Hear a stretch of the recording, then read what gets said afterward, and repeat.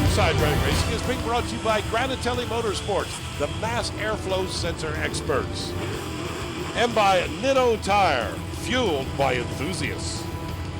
And by the NMRA Ford Nationals, the #1 Ford motorsports show in the USA. The ARP Quarter Mile Quiz with Butch McCall offers you a chance to win a Quarter Mile Quiz sweatshirt while testing your knowledge of drag racing. Brought to you by ARP, the world leader in racing fastener technology. Well, with me is Ron Capps, driver of the Brute Funny Car. And Ron, how about a little help with an ARP Quarter Mile Quiz question? You got it. Okay, this question was sent in by Dan Mullen of Tonto Basin, Arizona. His question, what's the difference between a slip tube chassis and a fixed chassis? Well, for years, really, since the 70s, these funny cars have been built the same way they built the uprights, the way that the chassis were built.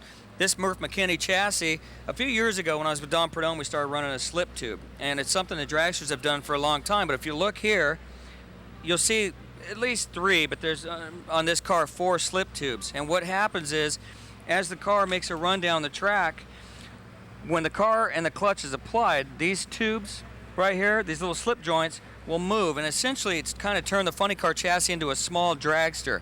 What happens is the car will arch up, slip these all in one direction, and take the chassis and let it flex. Because it's 125 inches, it's a very rigid chassis. So what happens is it leaves the starting line, it's able to flex a little bit. You can apply the clutch like a dragster, a little more so, and get it on down the track. As a driver, the first time I drove a slip tube, it was really strange because all of a sudden I could feel the front tires more, and I could actually feel it slipping. And it's been 2 years since I've been driving it now. Most of the funny car guys have it, but that's hopefully that answered your question. Oh, I'm sure it did. Dan, hey, what'd you think? Did he answer the question? The Performance Tip. Professional tips on the latest performance technology available with NHRA Pro Stock champion Greg Anderson. Items featured on the Performance Tip are available from Summit Racing Equipment, the world speed shop. For those of you who have experienced nitrous before on the street, it's an awful job to get it hooked up on the street. This product is going to help us do that. Matt, tell us how it can do that for us. Well, Greg, basically, like you said, with nitrous, lots of power, lots of tire spin on street tires. What the Zex Traction Control window switch does, first off, allows you a window, RPM window. Sets a low RPM set point where it'll actually start to come on, and then you can cut the nitrous off before you hit your rev limiter, which can cause engine damage. Now, there's other people out there that make those, but what ours is different, how it's special, different, what makes it really work well, is that this actually allows you to select what gear the nitrous starts to spray in. So if you want to skip first gear, second gear, this switch automatically will watch the RPM range of your motor, delay the nitrous hit so that basically when you hit that gear that you're hooking up in, boom, nitrous comes on, you're hooked up, you're going fast.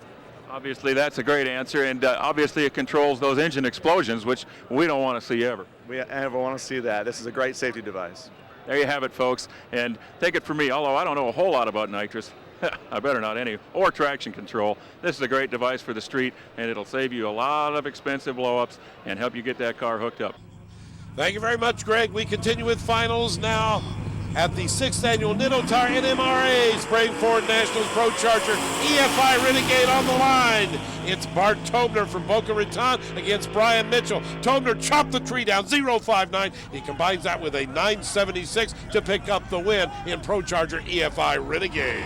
In the Edelbrock Hawk Street category, Robert Blankenship out of Hudsonville, Florida in the 91 Mustang up against Justin Curry out of Crosby, Texas in the 95 Mustang. Blankenship with an 0.33 reaction time. These guys, heck of a drag race at the top end. It'll be Blankenship at 8.79 at 149.05 miles per hour to capture the win. Next up, MSD Super Street Outlaw, the matchup we talked about at the beginning of the show. Number 1 and 2 qualifiers, John Urst, defending champion, against challenger Manny Bajinga, who qualified number 1, by the way. Who's the win going to go to? Bajinga broke. Urst will pick up the win, 7.62, 183 miles per hour. Urst gets the points lead. The Diablo Sport Pro 5.0 class finds Michael Hopp out of Stewart, Iowa in the near lane up against David Shore in the 04 Escort. Michael Hopp, an 0.58 reaction time, 6.68, 210 miles per hour to capture the win.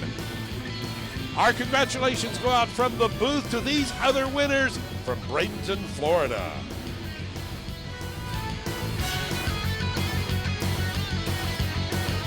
Now be sure and join us on IDR next week when we'll be covering the SEMA show from the Las Vegas Convention Center in Las Vegas, Nevada. All the new products for your car. You won't want to miss a single episode. For more information on products featured on today's program, check out these websites.